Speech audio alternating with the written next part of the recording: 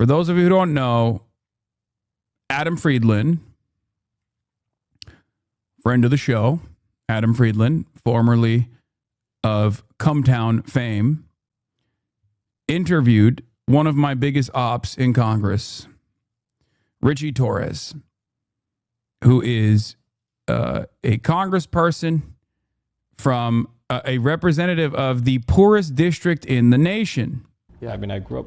And we watched the first 23 minutes of this interview, and actually it starts with some basic back and forth, but it's like relatively not as interesting as like the meat of the conversation because it quickly falls apart, apparently. Okay.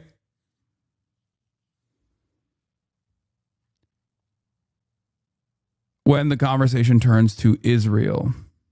Without heat and hot water, molded conditions, leaking conditions, like these conditions, you know, there's the living conditions of public housing have become a humanitarian crisis. And I think you know, if NYCHA were a city unto itself, it would be the largest city of low-income Black and Brown Americans in the United States, and it's the forgotten city of New York.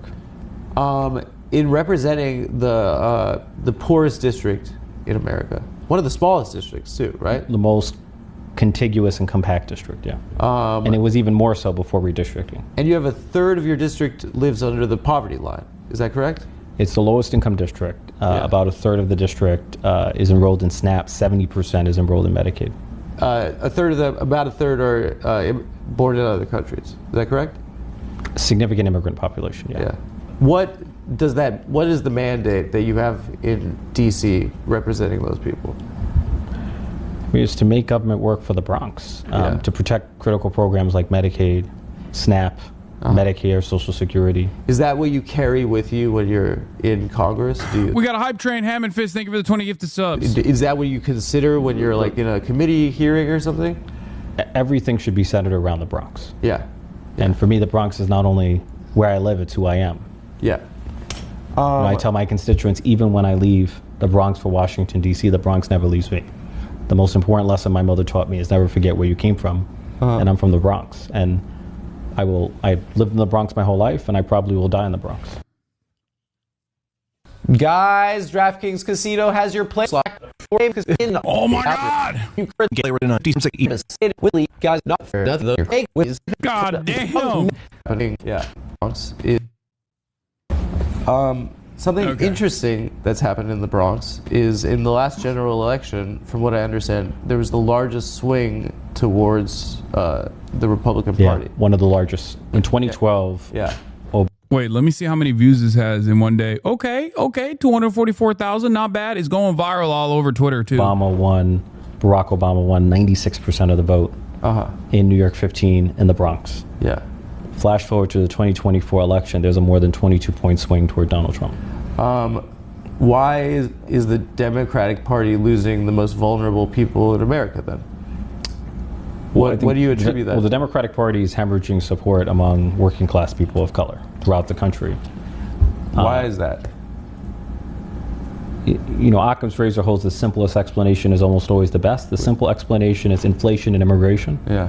We had the highest inflation in more than 4 decades. So if you're paying double or triple the cost for groceries and gasoline, you're going to lash out at those in power, at the establishment. You say that the incumbency is just bound to lose that election. Biden. If the incumbency is perceived as failing, yes. Was there a way to win that election against Trump if inflation is so bad? Is it impossible? It's crazy, bro.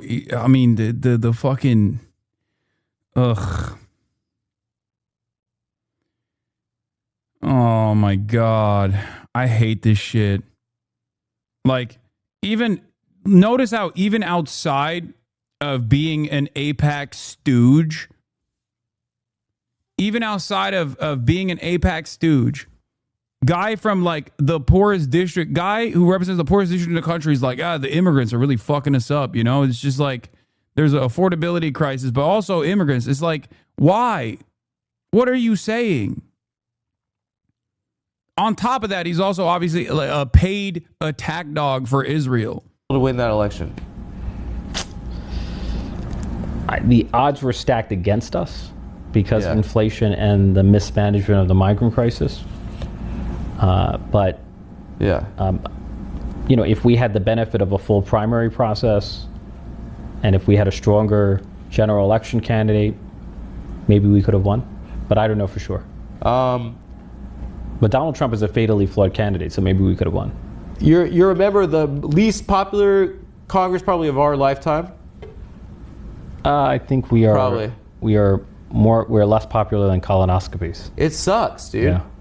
Yeah, does it suck? Does it suck to be in the least? I think there was polling that said we're more popular than goddamn Xilax, the 200 bones. Holy moly. Hype train level 4 chief. Holy moly. And more popular. You guys are barely more popular than Ebola. You guys are losing Hamas for sure. Yeah, well. You guys are getting crushed by Hamas might be more popular on college campuses than Congress. Oh, okay. Okay, but anyway. But I looked at a Gallup poll the other day. Dude, this is... I was actually started laughing. You just have to laugh at this. You guys are 23 right now. That's not bad. Higher than I thought. That's high. Yeah. You guys, what is this? Oh my God, May 2024, 13? Means we have room for growth. 13? Yeah. That's you and the Republicans. 13. Yeah, the institution at large. 13 is you poop your pants in front of the whole school. Yeah. February 2024, 12%. Yeah, so it sounds like... What was happening that month? If Congress were a woman, you probably wouldn't go on a date with her, is that? Why? She's unpopular? I don't know. No, she could be like beautiful, like, what do you mean? No, you seem to hate Congress, so. I'm saying everyone does, right? I'm looking at the Gallup poll. Are you part of the 13% that approves, or? I think that we have to recognize the runway a little bit and what got us here, maybe. Yeah, what could it be? Maybe Richie Torres, who got 1.497 mil from AIPAC, looks like a goddamn husk in a suit. Okay, the Civics favorability tracker is nearly broken for the Democratic Party. Perhaps it's because these guys don't come across as earnest. They don't come across like they believe in anything but maintaining their grip on power, their marginal grip on power, as they can just farm out fucking funds from lobbyists, as they can like network with high profile individuals and develop a career for themselves.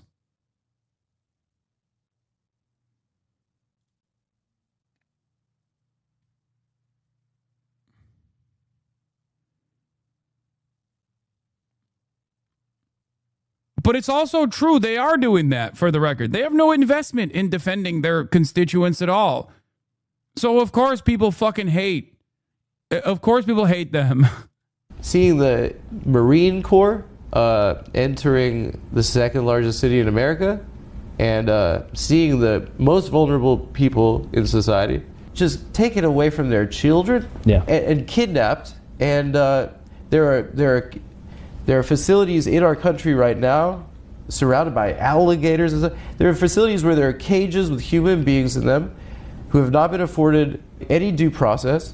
And the sad thing is that you guys are you're polling behind Donald Trump right now. And that's not true.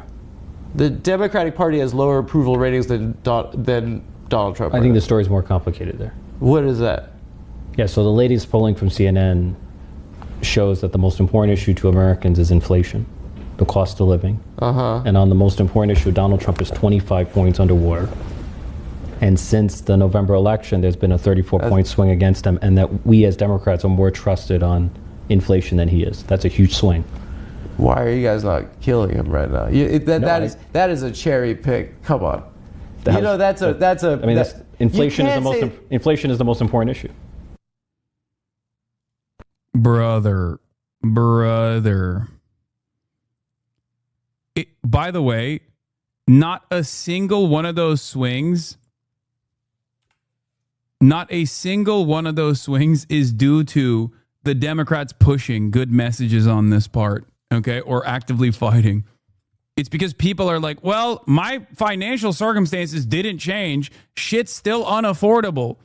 That's why they swung. Even on immigration. On immigration, Donald Trump is underwater. Okay? On immigration, Donald Trump is fucking underwater. One must ask the question why. It's not like the Democrats, including Richie Torres himself, in this fucking conversation, is presenting a counter message. I hope it's a good part. And Donald Trump is doing what he promised he was going to do: mass deportations, concentration camps, black bagging people. So what happened? Maybe because once Trump's anti-black, anti-brown, white nativist, anti-immigrant agenda unfolded in the militant ways that it was always going to be, people started realizing that this was cruel, unusual, and completely unnecessary, and started developing enmity towards it. It was not because the Democrats did anything about it. They still aren't doing shit about it. One thing that is understood is that you're in the House of Representatives and you have to run every 2 years. Yeah. Like, how long do you have to wait till you just start running for the next one after you win an election? I mean, you start immediately. Yeah. It's like you're in a constant state of campaigning. Is campaigning and going to fundraisers, doing all this stuff, is that a distraction from the work that you have to do? It can, but I feel like if you're effective at governing, then it improves your ability to get reelected. So if you're a good congressman, you're going to be popular in your district, and you're going to be well positioned to be reelected. Does it suck that you have to fundraise, right? It sucks. Fundraising sucks. Yeah. And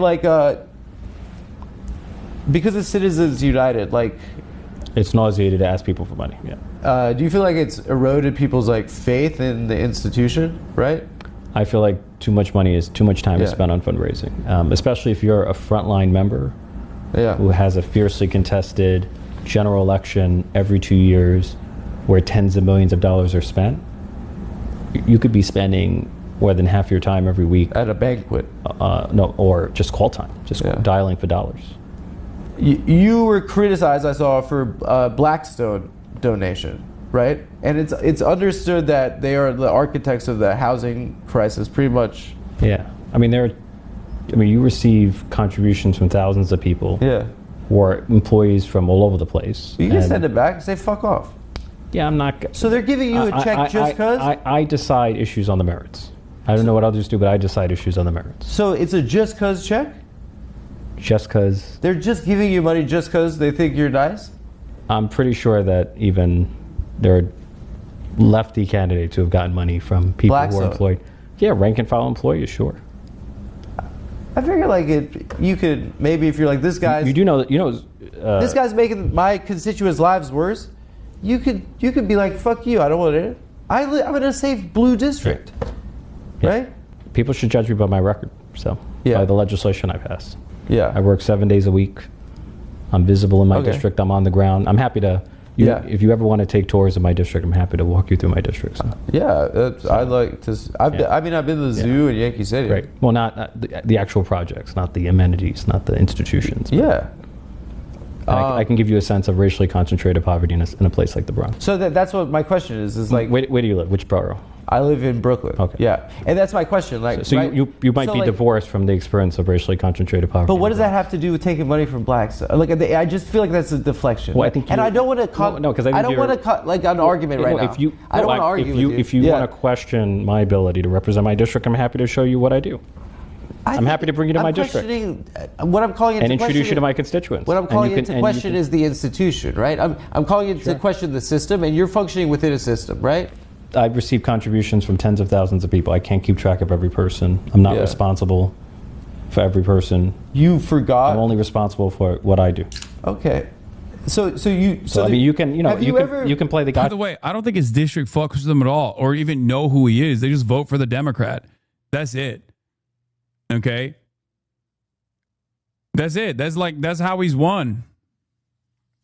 Your game, but that's not. I'm not trying to play the gotcha game. I think you're used to Anderson Cooper 360, and I'm a guy. I'm from Come Town Podcast. I'm not. I'm happy to answer whatever question you have. Whatever. Here's a question for you. I think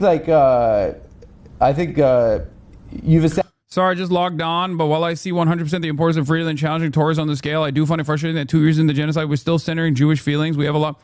Bro, Adam is Jewish, okay? That's it. He's Jewish, and he's anti-Israel, and he's been anti-Israel for years, okay? I understand why people get mad about this centering Jewish feelings conversation, because there is truth to it. I'm Muslim, okay? I center Palestinians in my commentary. Of course I do, because that is the primary victims here. The problem, however, is that if you are making an argument that is going to be as broad-reaching as possible, it's kind of OP to have a Jewish dude say these things, okay, and show vulnerability in the process. Because, unfortunately, Americans want to hear it from Jews and they want to hear it from white people, okay? Just like when I talk about transphobia and how fucking stupid transphobia is, Americans and transphobic people, people in the margins, they want to hear it from a cis person, okay? That's it. That's it. That's the whole point. It is what it is. Okay? I know. When I talk about racism, when I talk about anti-blackness being a core part of American identity, a lot of the people that need to hear that are already automatically not listening to a black person saying it. And the reason why I'm mentioning this is because my Muslim background in this process unironically actually cooks me and causes a lot of people to automatically go, nah, he's biased because he's Muslim. Muslims are automatically anti-Semitic. That's why he's anti-Israel. He's a terrorist. He's a terrorist. He's a terrorist. Calling a white guy a terrorist in the same way, calling a white Christian guy or calling a white Jewish guy a terrorist or an anti-Semite in the same way doesn't have that same impact. That's it. This shouldn't be the only thing that matters, of course. Okay?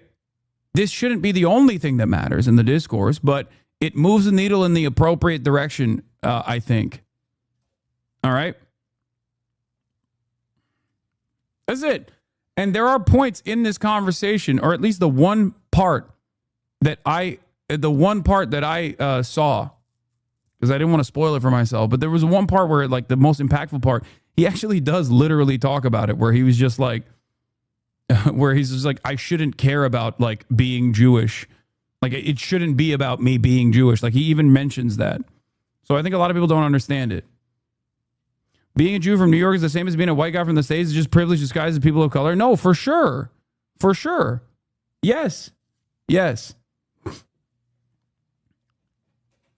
And with respect to Judaism in America and Jews speaking out on this, okay, it's important. It's important to have Jewish people speak out on this and be active voices. Why is it important? Why do I criticize Bernie Sanders so much? Even though he has pushed the needle consistently on this issue for many, many years, he has fallen short of what is necessary right now. Because he is a prominent Jewish politician and a socialist politician, one that should be leading the charge right now, because that cuts away at so many of these fucking arguments that these people cynically fucking push. Okay? For many of these guys, they cynically go, oh, you're anti-Semitic. You must be anti-Semitic. Okay? You want to kill all Jews. They don't even care. They will say it. They'll say it to a Jewish guy. They don't give a fuck.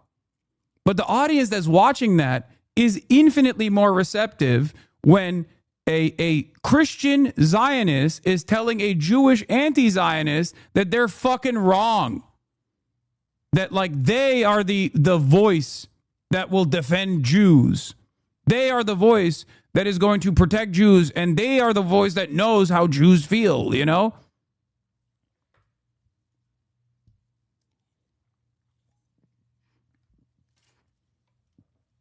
And no, I'm not going to ban that chatter. That chatter is not a possible Nazi. This is the ongoing discourse right now on the other side. A lot of Palestinians that and a lot of commentators who I admire, who I respect, are frustrated by this. This is something that is ongoing. This is a back and forth part of the discourse. I mean, it happened with like BLM too. It happened with BLM too. My point always is just keep pushing, as long as someone is on the right side, as long as someone is like actively using whatever finite opportunities they have to keep moving the needle in the positive direction, then that's good. I'll take it. Establish yourself as the fiercest champion of the state of Israel in Congress? I've never described myself in those terms. I'm pro-Israel, but those are terms. Well, I think maybe you've been dubbed that. Yes. Okay. Listen, like, I'm a Jewish person. Yeah, like, I have my own opinions on this. You have your own opinions. And this is a really frustrating conversation to see people have on the internet. I don't get an opportunity to talk to someone that's making... You know how I always tell you, like, if you got bro friends that work out, then use the podcasts that I've been on, like the bro adjacent podcasts that I've been on, to convince them. Okay? Whether it be like Bradley Martin, or whether it be my appearance on Theo Vaughn. But then if you have like finance bro friends, you can use the Iced Coffee Hour podcast that I've been on to show them a different side of me, one that will open up more charitability. Your parents can look at the NPR interview that I did, right? There's a reason for that, because there's a different audience, okay? And a different audience requires a different mode of communication. You can't always just assume that people are going to be charitable to you. You can't assume that people don't have fucking personal hangups that cause them to completely sidestep your perspective.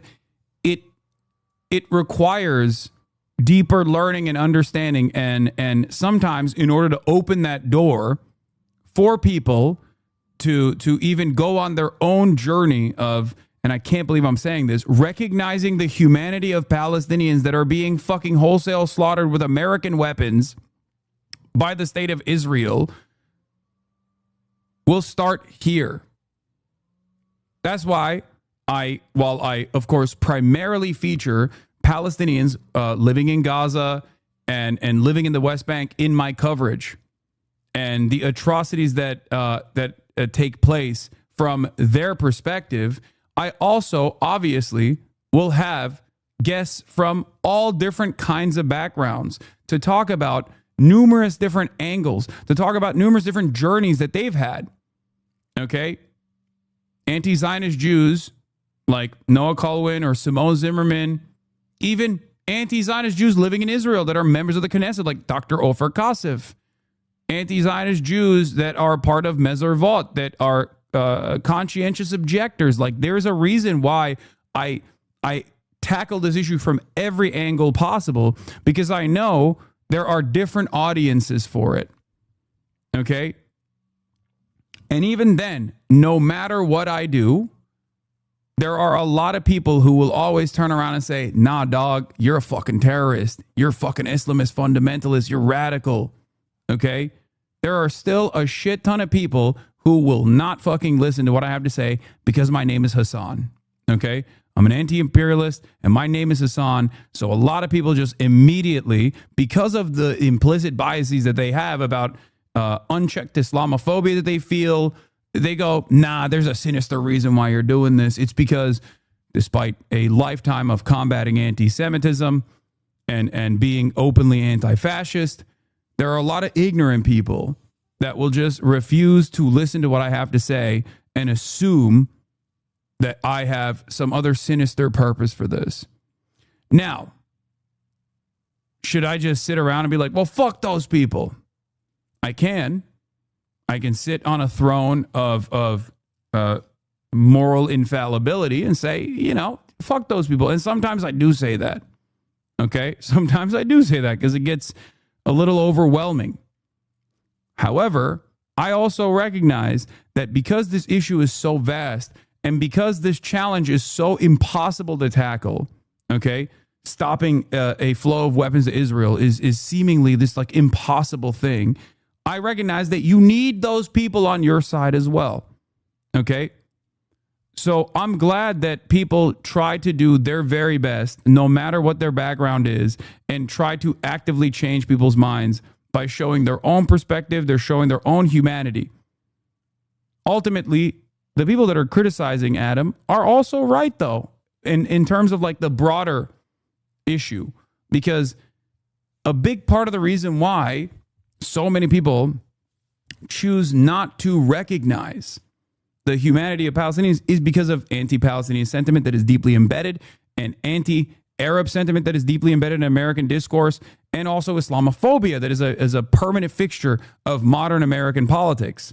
And when you combine that triple force, all of a sudden every American starting position is, yeah, they're barbaric rapist monsters. Like, maybe it's just too costly of a genocide for us to engage in, but Israel could just like keep doing whatever the fuck they're doing. I don't give a shit. Like, that's what the average American's position is. So there is a limitation to the centering of Jewish feelings conversation, for sure, because there are more issues that you must tackle in the process. But I think these things take time, and this is a good starting point regardless for a lot of people.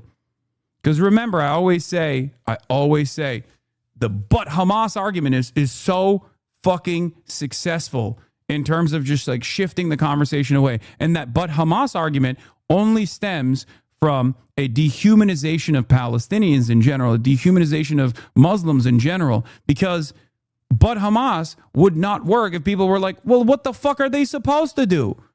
80 plus years, 100 plus years of fucking militancy and ethnic cleansing. What are they supposed to do? Of course they're going to take up fucking arms. What do you mean? Right? The fuck? Decisions and supporting these things that are a huge deal to people right now. Sure. Yeah. One thing that I thought was interesting, and I want to start with you, is that you described your first trip to Israel in 2015 as a life-changing experience.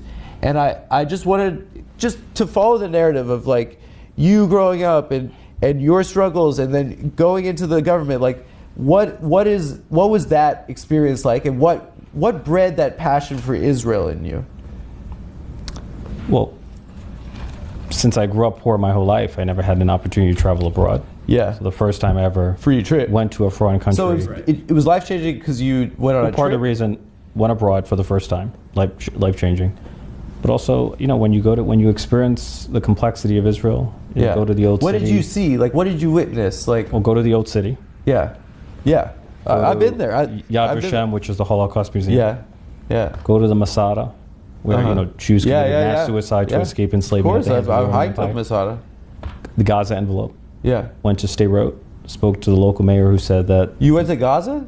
I did not go to Gaza, no. What did you say, Gaza envelope? No, Gaza envelope, which is right on the border with... It's Israel, but it's right at the border with Gaza. So. It's right next to the fence? Yeah, it's in the proximity to... What's at the Gaza envelope? Like I've never heard that term before. Sderot. Yeah, with the rockets going in, yeah. How far is Sderot from Gaza? How the fuck have you never heard... Bro, Adam's been to Israel. I can't believe he's never heard the Gaza envelope. It's like a mile or something. Yeah, within a mile. Yeah. It's right next to it. Yeah, striking proximity. Tough. Yeah. That's where all the kibbutzim are, too. The Gaza envelope. That's where, like, the primary October 7 conflict took place. Whole thing, yeah. I mean, that's why Hamas was able to so easily penetrate on October 7th. By getting over the fence. Yeah, and it's so close. Yeah. No, I mean, I just want to know, because it seems like it was powerful, and it seems like it's informed your record, and I that's what's interesting to me. It's like your story and how you got here, and like I think it's narratively what fascinates me. Maybe one day you'll give me a chance to tell it. So why are you annoyed by this question? I'm kidding. So I spoke to the local mayor of Sderot. Yeah. And he said to me that the majority of his children struggle with post-traumatic stress because families like his live under the threat of relentless rocket fire. And I remember seeing these bus stops doubling as bomb shelters. You know, I come from the Bronx where people live in fear of bullets and guns, but we in America do not worry about Canada and Mexico firing rockets into American homes and communities. You know, we're a country of 330 million people. We're surrounded by oceans, and Israel's a tiny democracy the size of New Jersey. That's literally... Oh my God. It is the fucking APAC. It's the APAC triple-double, bro. He hit the fucking high notes, dude. That's crazy. Israel, small nation. Imagine what it would be like if we worried about Canada and Mexico blowing us up. God damn. Small bean Israel, dude. Surrounded by both state and non-state actors that are intent on wiping it off the map. So, Yeah. I left Israel with an empathy for the unique security situation that Israel faces. This is all. Oh my God, he's such a bot. He's such a fucking bot. He's such a bot. Like what he's saying right now is basically like a NPC. He's doing a readout of talking points. Nothing behind. First of all, everything he's saying is obviously false. We've already covered it extensively, so I'm not going to fucking get into that again. Israel is a nuclear armed nation that is a military occupation over 5 million Palestinians that it directly occupies militarily. It has nukes. It has an incredibly large military, and it gets all of its fucking military gear from the United States of America and other Western allies as well, and they get social and political cover as well. Israel is not a small nation at all. In comparison to the vast belligerency that Israel demonstrates in the region against all of its neighbors, which many of which, out of an act of understandable, moral, and justifiable self-defense, have actually created non-state actors to fight back against Israeli incursion. Hezbollah in Lebanon, Hamas is obviously the last version of that kind of resistance. Militant resistance against the Israeli occupation after 100 years of fucking death, destruction, ethnic cleansing, and complete sovereignty and complete domination over the Palestinian population. And of course, other countries in the region, state actors in the region like Iran, are understandably perturbed by Israel's irrational and belligerent behavior as it constantly expands in the most violent means possible, including annexing territory from Syria that was legally recognized by the Trump administration, the Golan Heights. That was illegal. That was an illegal annexation. Parts of that territory also belong to Lebanon. Israel also took it over. Okay? And now they are further and further taking up more space within Syrian territory as well. All of the destabilization of the region benefits Israel and oftentimes is directly led by Israel. The notion that Israel itself is actually a small nation that just everybody hates because, it's not doing anything. It's just like living there because they're jealous is fucking ridiculous. Fuck Richie Torres. You visit the occupied territories while you were there? I went into not Gaza, but I went into the Palestinian Ramallah. So. He recognizes that Gaza is occupied territory. Interesting. Ramallah. Yeah. And what did you see when you were there? We spoke to Palestinians who obviously have a much more critical view of Israel. And that didn't resonate as much as... Like, what was your takeaway from hearing... Look, you're hearing the mayor stay road, his children have PTSD, and then this guy's like... Israel's screwing with me. Well, look, I'm in favor of a two-state solution. Sure. I feel like the just outcome lies not in the existence of a Jewish state to the exclusion of a Palestinian state, or the existence of a Palestinian state to the exclusion of a Jewish state. It's the coexistence of both. Bullshit. So I think I want to see the struggle, both the Israeli and the Palestinian struggle for self-determination to be reconciled in the form of a two-state solution. A big topic nowadays is campus anti-Semitism. Yeah. You've spoken out. That's bullshit, by the way. That's fucking bullshit. Now, again, two-state solution is what's going on right now, okay? Whenever someone presents the two-state solution to you, understand that they actually have no real interest in offering sovereignty and dignity to the Palestinians, okay? They are not invested in the Palestinian emancipatory movement whatsoever. They do not see Palestinians as human beings. They are perfectly fine with avoiding talking about this issue altogether. It's just a way for you to shut the fuck up. Oh, what do you want? What do you want from me? I already said two-state solution. Come on. Everybody knows that Israel is one, never been invested in a two-state solution, and also never will be invested in a two-state solution, especially after the genocide that's unfolding in Gaza. The two-state solution is simply a way to shut the Western nations and their populations the fuck up while Israel continues its territorial expansion in the West Bank, which is illegally occupied by the Israeli state right now. Okay? Throughout this two-state solution in the so-called peace process, since the 90s, Israel has created an environment where there's Bantustans in the legally recognized official homeland of the Palestinians that were offered after 1967 that extend far beyond the Green Line, a non-contiguous Palestinian state that it does not reflect the state at all, has no real standing military whatsoever. Israel's actively killing all the fucking standing military officials, standing military members, any sort of like real resistance, legal resistance against the Israeli occupation is met with unimaginable force, death, destruction, torture, and also a unjustifiable military detainment regime. It's complete fucking bullshit, okay? Against it. I just want to know what you identify as the examples of this type of anti-Semitism in elite academic institutions. Yeah, so there were students at a CUNY Halal, where you had a violent, what I thought was an aggressive mob following them to a kosher restaurant in the heart of New York City. And what were they doing, the mob? What was the mob doing?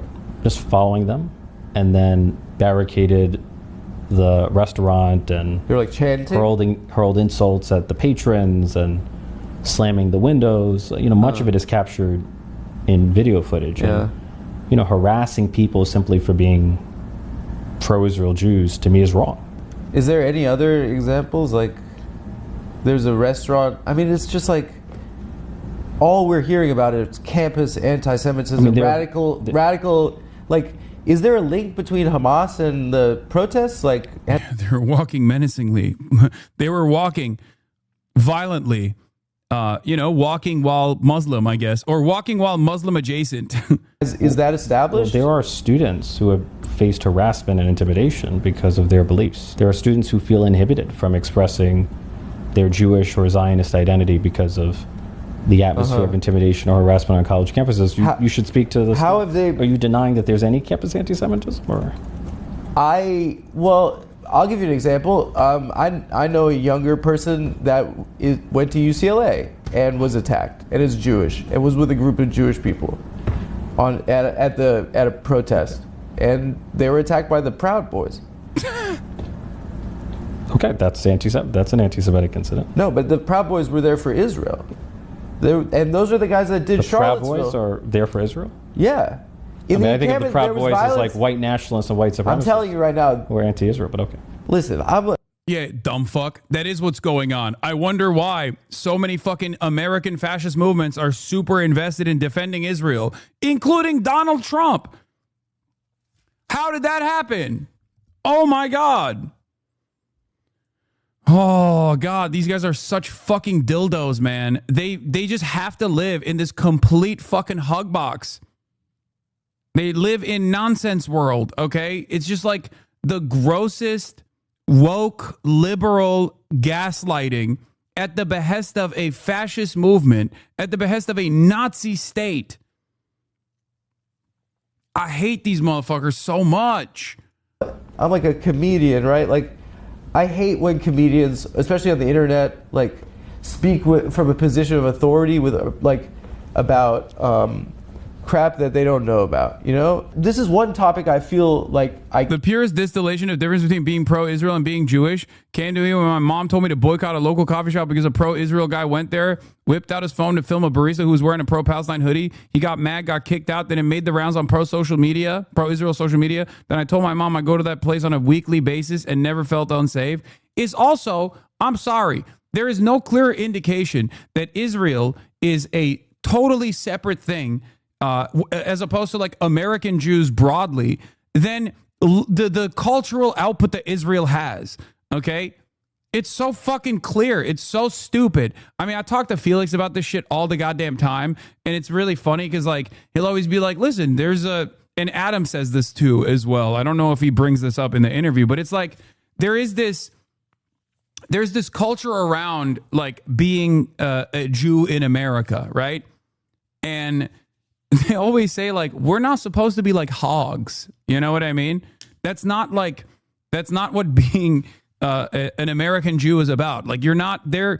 The people in Israel are closer in culture and closer in attitude to like a fucking white nationalist Christian hog in the United States of America than any of these like effete liberal Jews living in New York. Like, that's just, it's so, there's just, even on a vibes-based attitude, it just doesn't make sense. And none of it makes sense. Like, look at the fucking settlers. Not even the settlers, like, just like the attitude and the arrogance and the militancy. I'm not. There are a million different ways to approach the subject. I'm just using a more humorous, vibes-based focus here. But like, it's just clear.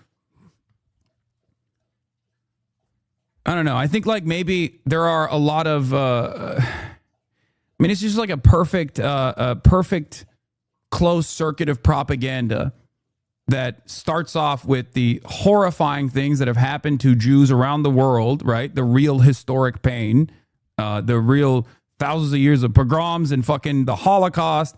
And then after that, it'll never happen again because we have Israel, because we are fucking militant. We'll never let it happen to us again. That's why we have to kill everybody all the time. And we have to be this like muscular, militant, macho fucking country. My question always is, and I know people like this who like still fucking try and defend Israel, right?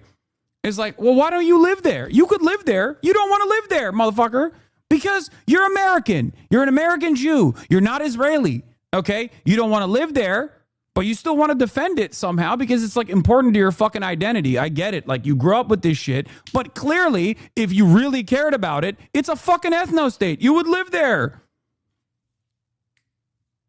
You don't want to live there. Why don't you want to live there? Because you're American. You're not Israeli.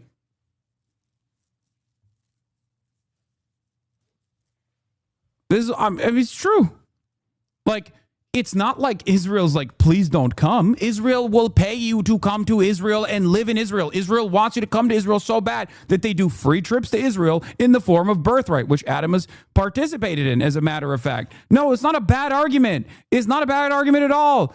Israel wants every Jew to live in Israel. They are not hiding this. This is not a secret. They have an entire fucking program designed to literally get young American Jews to go to Israel and then like fall in love with a fucking IDF soldier so they stay there. What do you think birthright is? That's what birthright is.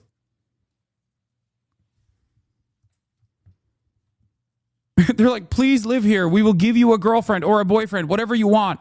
Okay? They have an expansive, robust welfare state. Okay? They want everybody to live in Israel. They want all the Jews to live in Israel. It's a fucking ethno-state. Of course they do. They need the numbers.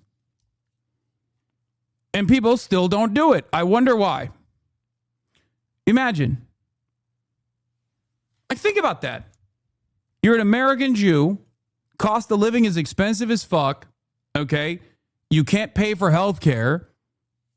And you still choose to live here. I wonder why. Because you're fucking American. You're not Israeli.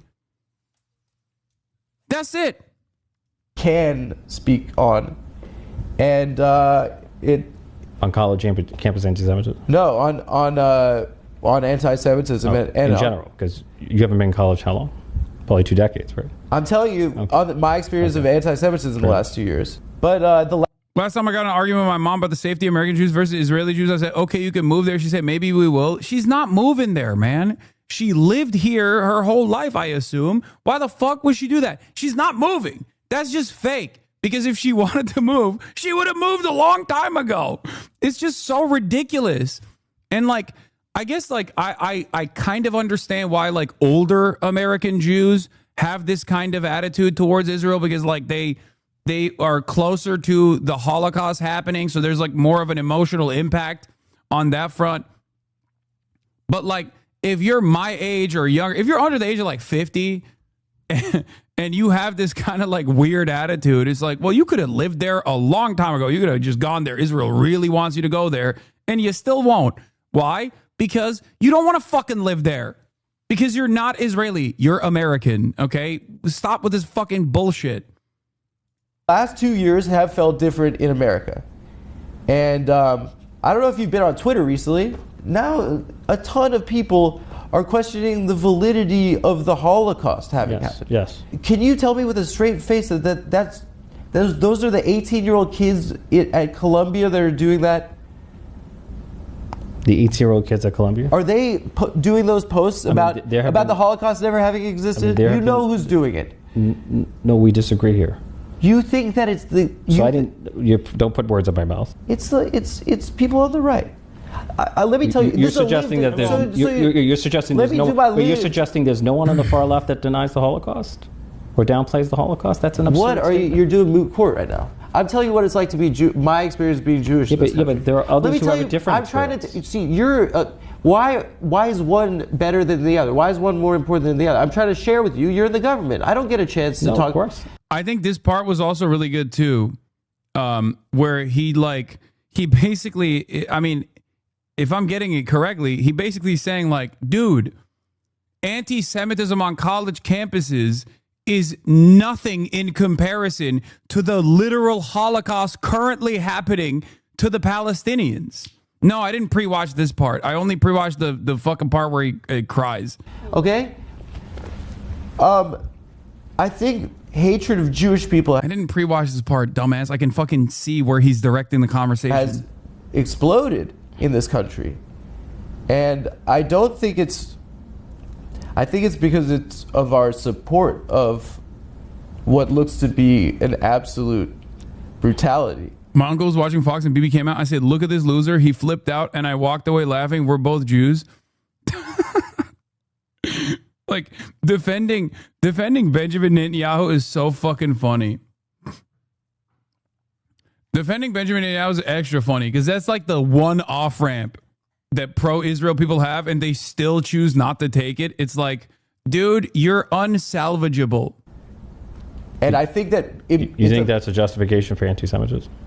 Here's the thing. You think Israeli government policy is a justification for anti-Semitism? My view is there's no justification for anti-Semitism. I think that... There's zero justification for anti-Semitism. Okay, you're deflecting again. I'm not deflecting. That's my position. What does it look like to have a flag with a Jewish star and I'm Jewish? And for kids to be starving right now? Why is my government... I don't want to do this fight. Let's not do like a yelling at each other thing. I really just... For me, I had the experience of... It just sounds like you're justifying anti-Semitism, which... Dog, he's Jewish. You're not. Let him get a fucking word out, man. This is why I said it's important. It's important for Jews to just like talk about this kind of shit and be like, dude, what the fuck are you saying? Okay? The more stuff like this happens, the better. Okay? He's just like, he's trying to own him. Okay? He's trying to own Adam. Adam's like, dude,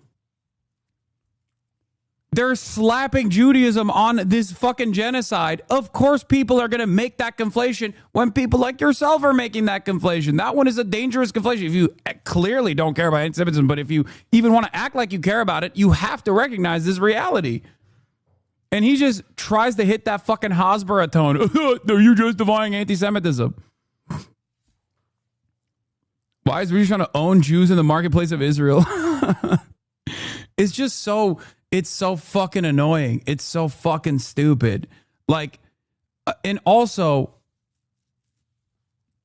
it's just like, how can people not see what this is? Like, this is just, you're literally, like, you are a liberal, okay? You're not supposed to be a conservative. And one of the things that, like, liberals are not supposed to do or are supposed to feel like a little scared to do is like speak over the bodies and spaces shit, right? But when it comes to anti-Semitism, if you're pro-Israel, you can do whatever the fuck you want. It's like you can be anti-Semitic to Jews and you can be like, listen, you're a Jew. I know what I'm talking about. What the fuck do you know about anti-Semitism? That's literally what fucking Josh Hawley did to a liberal Zionist Jewish guy in Congress. In a congressional hearing. It was mind-boggling. Listen, Jew, a goy is speaking right now is fucking crazy. But it works. It works. There are a lot of institutions that are tasked with like protecting Jews in air quotes or protecting against anti-Semitism in air quotes that simply only want to defend the nation state of Israel that never chirp about this shit at all. What the fuck? Making me feel like... Are you crazy right now? Okay.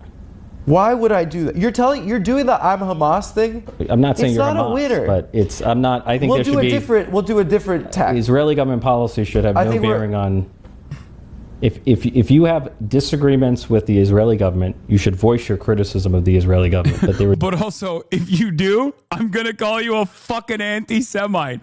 Okay, you're doing the conflation. And then going, doy, how do people conflate Jews and Israel? I don't understand. If you say anything about Israel, I will call you an anti-Semite, you motherfucker. It doesn't even matter if you're Jewish yourself, and I'm not. I will call you an anti-Semite.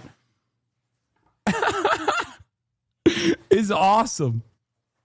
Like, oh, I wonder how this happened. I wonder why Americans look at the situation and think, hey, I've seen a lot of people say, if you hate Israel, you hate Jews.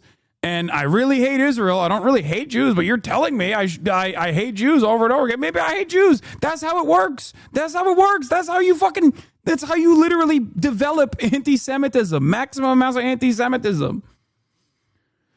Oh, it's so stupid. There's no justification for intimidation. It's literally all Jews must have dual loyalty but woke, okay? It's the same, it's the other side of the same fucking shitty coin. Nazis say this, and they're anti-Jew and anti-Israel, and then Jake Tapper says this, and he's pro-Jew and pro-Israel. What are people supposed to, what are people's takeaways supposed to be from this? There's like 8 total fucking people in the grand scheme of things that are like both not anti-Jew, but anti-Israel, and everybody else is literally arriving at that conclusion. Of course people are going to be fucking anti-Semitic. Or harassment against American Jews. I'm telling you as a Jew right now that we are receiving a lot more hate because of what the people with the flag that has a Jewish star on are doing to other people right now. That might be I'm telling you as a Jewish person how painful it is for us to say, and it hurts my stomach to say this, and you're going to say, I disagree, that this is a genocide. And that hurts to say that a Jew could do that. It hurts because we grew up with learning about what hatred is. We grew up learning about this. So yeah, this is for people, for the uninitiated, they look at this and they go, who gives a fuck about Jewish feelings, right? And I think that's part of the problem here is that like your main criticism about Israel conducting a genocide should not be about how it makes Jews feel in comparison to their history. But what you have to understand here is that he's not speaking to every single person that's listening to this. He's speaking to others who are in the margins who have a similar background. Okay? That's it. He's talking from his own experience. He's also, I think, whether he realizes it or not, is actually using Richie Torres' philo-Semitism against him a little bit. So I think it's good. I think it's good to embolden and galvanize anti-Zionist Jews in this direction, or even Jews who are like in the margins, even if it's this far in, because we need those numbers. Okay? We need those numbers. We need those bodies. That's it. And the same year the state of Israel was established in 1948, the world this is the part that I saw the Holocaust, and they established standards for what a genocide is. It was the same year. And the world said that this shouldn't be a thing that happens. You know? And I just wonder, like it doesn't make sense to me, I don't know, it doesn't track to me why there's this fixation with kids at a school and 2 examples of people at a restaurant that there was banging. 2 examples. I mean, there are surveys on it. Give me read the ADL surveys on it. Read the ADL surveys. He said it's fucking crazy that in the immediate aftermath of the Holocaust, the Israeli nation state was developed through an ethnic cleansing campaign, and that violence has continued in perpetuity for 80 plus fucking years. And his response to that, and that violence is nothing. The anti-Semitism allegations are nothing in comparison to the violence that Palestinians have experienced for 100 plus years, but certainly in the last 80 since the inception of the Israeli nation state. And this guy goes, read an ADL survey. Are you out of your fucking mind?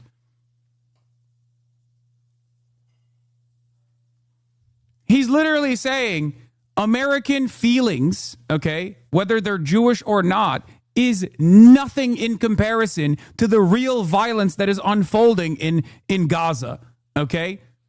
And this guy's response is, but the ADL surveys. Oh, wow. I can't believe that an Israeli government mouthpiece has conducted surveys that say that Jewish feelings are hurt because there are too many fucking pro-Palestine people around them. Well, I guess we got to pack it up then. The Apartheid Defense League. It's hard for me to talk about this in public clearly, because you're being a dick. That's mean. No, I'm not being mean. I'm just clear it's an emotional topic. All right, I'll share with you what happened. I'm not. I lived there. I don't intend to be mean, so. Sir, I lived there. He's still trying to dunk on him, not realizing how this looks either, by the way, which is so crazy. It's so funny. Anyway, here's Adam's difficulty in talking about this is what every anti-Zionist Jew has felt for so long is painful to watch and have it all fall on such deaf ears. People using our history and persecution to enable genocide is the most mindfuck thing I've lived through. I literally stopped observing Judaism. I'm reformed, so take that as you will, because of my rabbi's warmongering. Torres' shit-eating grin in the face of the least funny shit on earth is almost more than I could take apart. I'm so emotionally drained from just watching those two clips. Can't imagine how much I'd prepare to watch for the full thing. 18, and I grew up a Zionist, and we were told, and our whole community in this country is told, that we have to defend Israel and love Israel because it'll stop the Holocaust. It will stop another Holocaust from happening. And my dad was born in 1951. That was 6 years after these atrocities. His friends' parents, he knew these people that had been through this hell, these skeletons, and it terrified us. And the understanding in our community is that we have to defend Israel. But I lived there, and I went to a settlement at the end of my year there, and I looked down the hill at a Palestinian village, and I saw how they lived, and I turned back and I looked at the settlement and saw how they lived. And people live in a world where they're demeaned and dehumanized and surveilled constantly by people and this isn't in Gaza, by people in SWAT team outfits with semi-automatic weapons, and that's what the world is seeing. And you keep telling me that the problem is someone's getting yelled at a restaurant? I'm sorry. You're conflating two different issues. So I don't please. He's not. That's the only fucking counter you have to this shit. That's it. Israel is indefensible, especially when more and more people are aware of its fucking violence. Okay? So the only counter that you have, if you want to defend Israel, is to basically silence the people who are speaking out against Israel's atrocities. And the only mechanism of that silence is crying about anti-Semitism. But, of course, Richie Torres, the fucking bot, you're conflating two different issues. He's not. He is actively tackling your fucking idiotic argument about anti-Semitism, which is, again, going against the Jewish exceptionalism, in my opinion. Because, like, this conversation, this back and forth right here is quite directly, this conversation is directed at the notion that, like, Jewish feelings are actually more important than Israel's violence against the Palestinians. He's literally saying it's not. He's also saying it's not real, like you're making up a lot of the anti-Semitism, but like it's also completely irrelevant. Okay? And he's right. He's right. Like, what are we talking about? I brought this up the other day. And, of course, Bad Empanada got mad at me for saying this because he's fucking insane. But, like, the entire point of why I actively speak out against anti-Semitism and bigotries of all other forms, you know, is because the final point that you arrive at after that dehumanization sets towards any marginalized group, historically marginalized group. That's what I mean when I'm talking about Jews. I'm not talking about Jews in contemporary American society where they're not facing systemic forms of discrimination in the same way that like other bigotries still absolutely exist and persist. Okay. But historically, it leads to the Holocaust, right? It leads to pogroms for Jews in particular. Historically, anti-blackness leads to the Tulsa massacre. Anti-blackness still very much persists, and you see it in the systemic forms of violence, right? That's the reason why you're supposed to be against these sorts of bigotries, so it doesn't get to that point. So while there is a fucking glaringly obvious systematic bias against all Arabs, all Palestinians, and all Muslims in the form of like unrelenting Islamophobia that normalizes and justifies Israel's literal Holocaust happening, you can't sit there and fucking talk about Jewish feelings. You can't sit there and be like, well, you know, people yelled at a bunch of people who were fucking protesting and saying they love Israel and they want more baby murder to happen. It is no different. It is no different than white nationalists saying, I'm a white identitarian and you are actively coming after me for demonstrating the importance of defending the white purity. That's it. It's actually even worse than that, because Israel is literally doing a Holocaust, whereas like at any given day, not, you know, there's not as much motion in terms of like moving in the direction of ethnic cleansing. We're moving in that direction right now, but we haven't gotten to the Israel point yet as far as like the full tilt Christian nationalism. We're moving in that direction. Make no mistake. We're getting there. We really want to be there. If unrestrained, this administration would make this the Christian Israel, okay? But that's the whole point.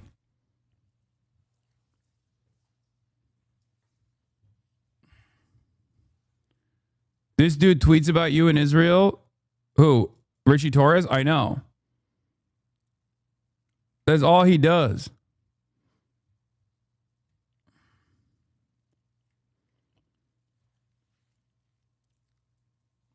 Talking about this like it's Jewish feelings seems like bad analysis to me. No, I don't think he's doing that anyway.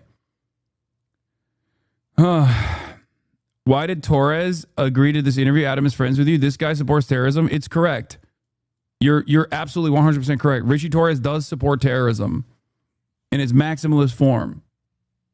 Richie Torres supports the state of Israel and its genocide. So you're right about that. Saying this to you right now will hurt people in my own family, okay? Because this is a very important thing to us. And the fact that I still fucking care about... Dude, why are you calling? Be insane. It's not... It's not just him. Even Finkelstein laughs at the notion of anti-Semitism is a bigger problem than things like Islamophobia in the West right now. Is there ever a point where I've said anti-Semitism is a bigger problem than Islamophobia? That's not my argument. You're misunderstanding my argument. He misunderstood the argument that I was making when I was describing why fundamentally you're supposed to be anti-bigotry, because that dehumanization justifies a lot of violence against marginalized groups historically.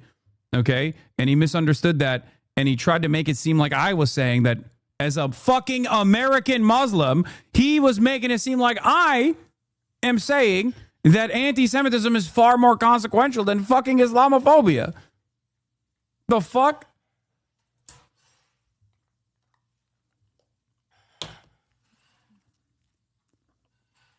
Being Jewish is embarrassing. I should just be a guy. But this feels like a stain on our history. And it feels like it's changed what being Jewish is. Because what being Jewish is isn't Israel. Judaism has existed for 4,000 years. This is a country for 75 years. You know, like, it is the oldest, one of the oldest monotheistic religions. Anti-Semitism is one of the oldest forms of hatred. People in my life are going to be mad at me about this, but I'm saying this because I am Jewish. You know, and I don't understand why you would be. Look how you define. I want to. I feel like I'm here to be lectured, not. Shut up. That's not nice. You can't talk that. Shut up. Oh, Jesus. Look, as much as I would have loved for Adam to just like fucking blister Richie Torres, I will say that I will say that this is productive in a different way.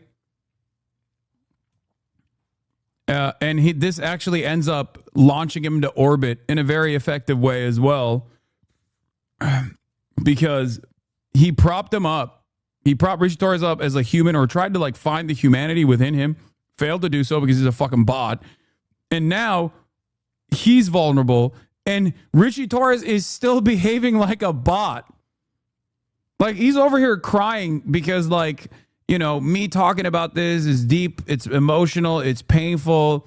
My family's going to get fucking really butthurt about it, really upset. And that's probably why it's like annoying for some people who say, oh, you're centering Jewish feelings in this. But like, no, he's just himself. He's being himself. He's not like, he's a comedian. And as a comedian, he's talking about some very unfunny shit right now. And he's getting vulnerable and he's getting emotional. And Richie Torres still is just like, you're giving me a lecture. He is such a goddamn robot, dude. It is crazy. What? Why are one set of Jews but more important than others? No one's saying any. What happened? You went to the beach in Israel? What? You went to a restaurant or something? Yeah. A nice restaurant? No. Like, listen. Never been to the Tel Aviv Pride Parade. So this is the year 2025. Yeah. The world is seeing something that looks terrible, and it's being done in my name, and I don't know what to do. But the war began on October 7th. No, it didn't. Yes, it did. When Hamas systematically murdered and made. You want. Okay. Look, we're going down a rabbit hole. We fundamentally disagree. No. But Hamas murdered and maimed. No, you're doing the and TV mutilated thing. and abducted and tortured thousands of people. That's not television. That's a fact. That's reality. You can deny it. You can.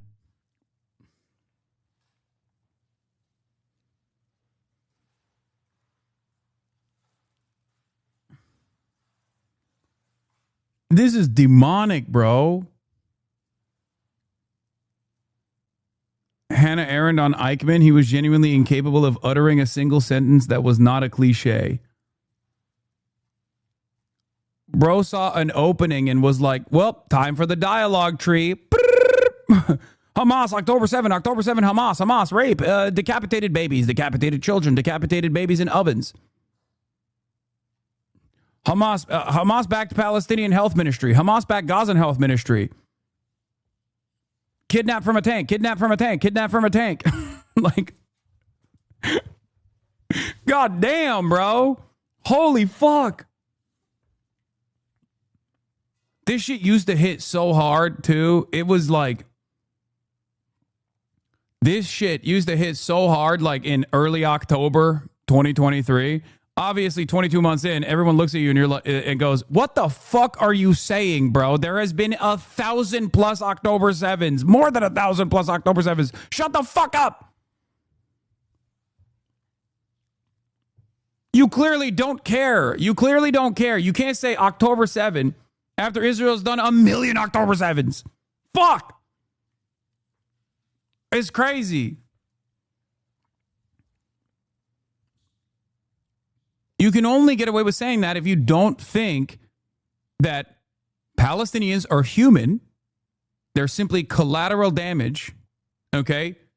And only Israelis are human in this conversation. That's it. This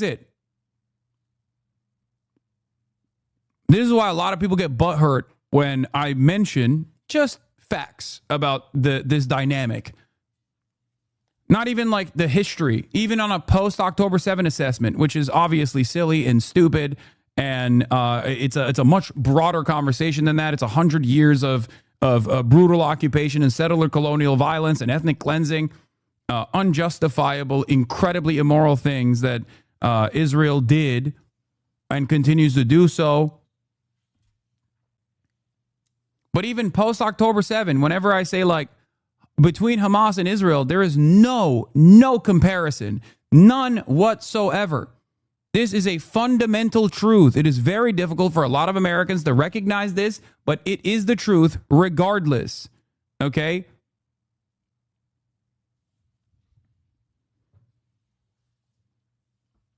It is a fundamental truth that a military unit, okay, a militancy comprised of victims of Israel's violence after hundreds of years of military occupation, 100 years of military occupation and brutal conquest, that conducted, in retaliation to the trauma that they withstood, a brutal military campaign that had a litany of war crimes in the process and tragedies that unfolded in the process, are not even comparable to what the nuclear-armed nation of Israel is doing after 100 years of death, destruction, and complete brutal military occupation. Is not even remotely comparable. Hamas is better than Israel and better than the Israeli occupying force by every metric, by every standard.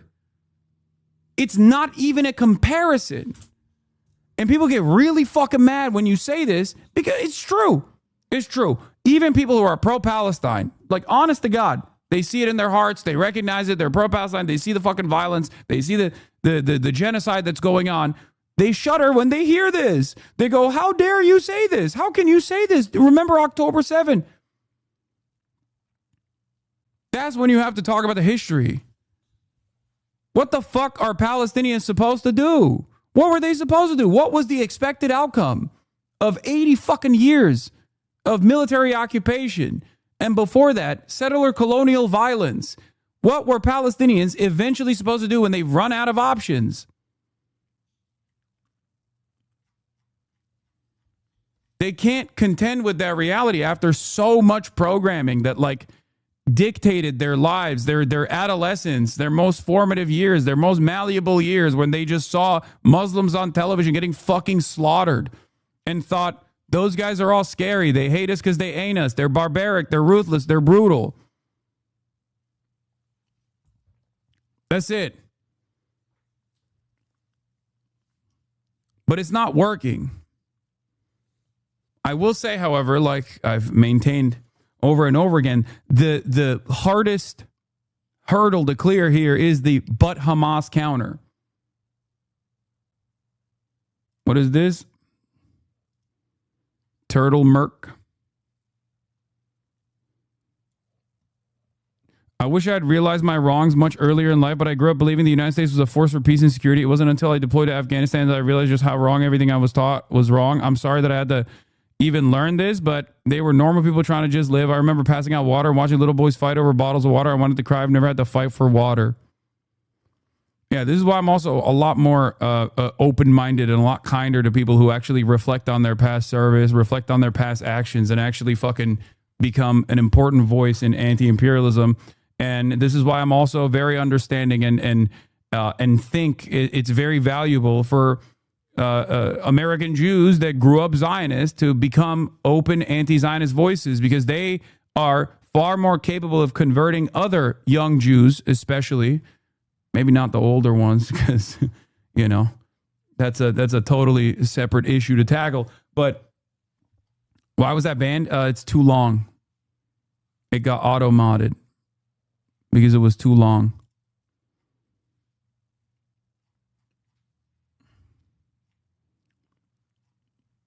Anyway,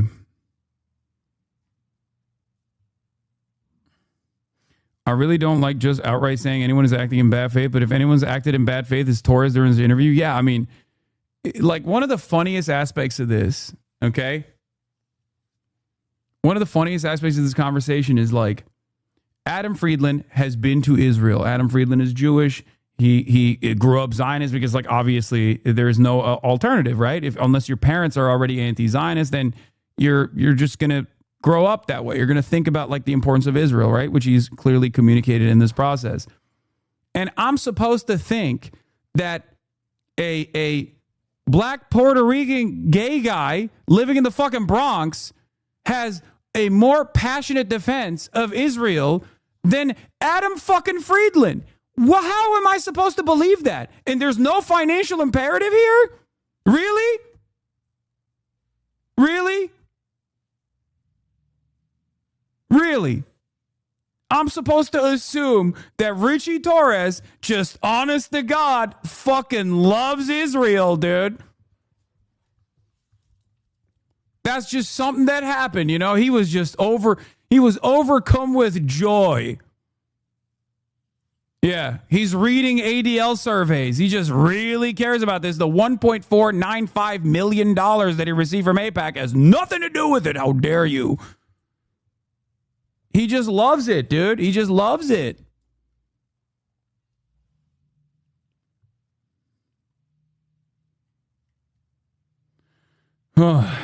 The most hardcore militant Israel supporters cannot fathom how their hardline approach to the matter is unsustainable, untenable, and ultimately more violent against them in the long term. They use said violence against them as a self-referencing justification for carrying out their own continued bloodshed against Palestinians. It's an impossible situation to contend with unless you completely deprogram the Zionism. Yeah. And it's for some, you just got to wait it out, you know? Time will take its course.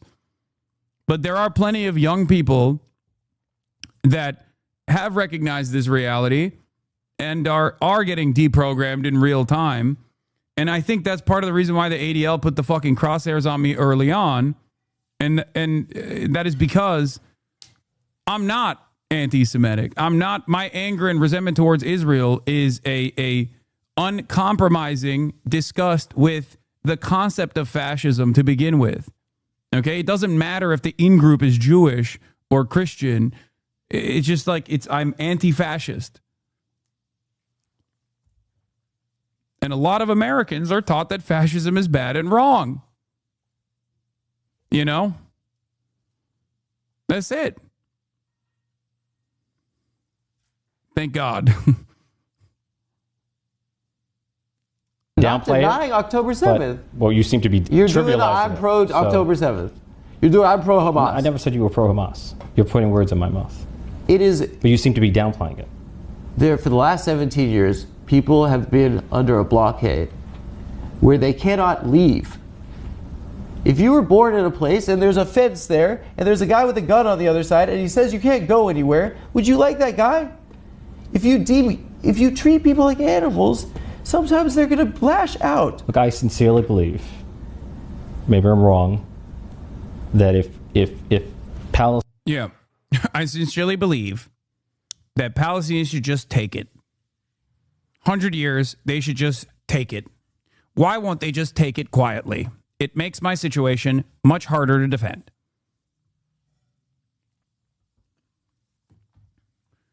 Love this quote about Torres. Torres has been an empty-headed AIPAC mouthpiece for some time now. His first time truly criticizing Israel's actions over the last 2 years was last month, and it was uninspiring. His mind-numbingly obtuse interview with Friedland only reinforces just how far gone he is. Wait, is that the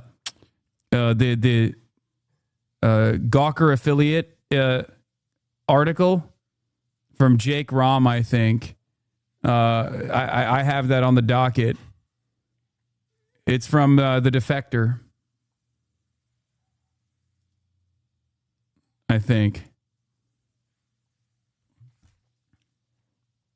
Don't worry, we'll look at that. Palestinians were governed not by a terrorist organization like Hamas in Gaza, but by a regime that was able and willing to make peace with Israel, the situation would be fundamentally different. Would you ever have Rashid Khalidi on the broadcast? I'd be honored to have him on the broadcast. That'd be sick. The preconditions for this happening are undeniably something that the Israeli government was fully aware of. Why would Bibi Netanyahu... Okay, here's the question. Do you think October 7th was justified? No. Okay, I'm happy you said that. Are you listening to what I'm saying right now? I am listening to what you're saying. Why would the Israeli government... Hamas wants to eradicate the Jewish people and the Jewish state? Is that right? That's what Hamas has said, yeah. Okay. Then why would they directly give Hamas money, literally bags of cash in suitcases through the Qataris? Nearly, I think over $1 billion. I wish Noah was in the room for this. All right, well, let's continue. Dollars in cash. During this last 17 years. That's a fair point. It's a great question. If one of those kids at Columbia wrote a $5 check to Hamas, you'd say send them to Gitmo for being a terrorist. It's a fair point. Does that make Benjamin Netanyahu a terrorist? He's supporting terror. The United States, it seems to me, the United States and Israel could have shut off the spigot and did not do so. I don't know why, but that was a failure. There's no question. I think that what I see is the reason why our government provides $25 billion to something. By the way, American government could have shut off the money spigot is so funny. Dog, you literally have actively defended the American government continuing the money spigot. Why are you acting as though you are just some random onlooker? Some random onlooker whose opinion on the matter is very public. The only reason why we even know who the fuck Richie Torres is, by the way, is because of his relentless advocacy for the Israeli apartheid regime. He's talking about Hamas. No, the money spigot to Hamas. Wait, did I misunderstand? I think that did not do so. I don't know why, but the United the United States could have shut off the money spigot to Hamas. States and Israel could have shut off the spigot and did not do so. I don't know why. I misunderstood it. My bad. But that was a failure. There's no question. I think that what I see is the reason why our government provides $25 billion to something that looks this horrific to people. I think is the same reason. I think it makes it look like that the Jews control the government, but really what it is the more boring answer. It's the reason why the government and you guys don't get shit done. It's the reason why Sandy Hook can happen. You guys can't do gun reform. It's because why can't we do gun reform? Because special interest groups can buy influence in our government. Which political parties against gun reform? The NRA has a power. It's the Republican Party. We allow our government to be flooded with cash and money, and what's scary to me is that it looks that people are. The reason Bibi paid Hamas is because he thought he could bribe them to stay quiet, and ultimately Hamas proved actually interested in fighting what they perceived as the Palestinian national interest. Without Palestinian self-determination, there would be no end to violence. Yes, Benjamin Netanyahu's reasons for funding Hamas is very clear. Okay, one, Hamas in and of itself is a more hardliner and is presented as an Islamist group. Okay, and therefore it's much harder for Hamas to actually gain allegiances or communicate their own plight and garner sympathy in the Western world. Okay, that's number one.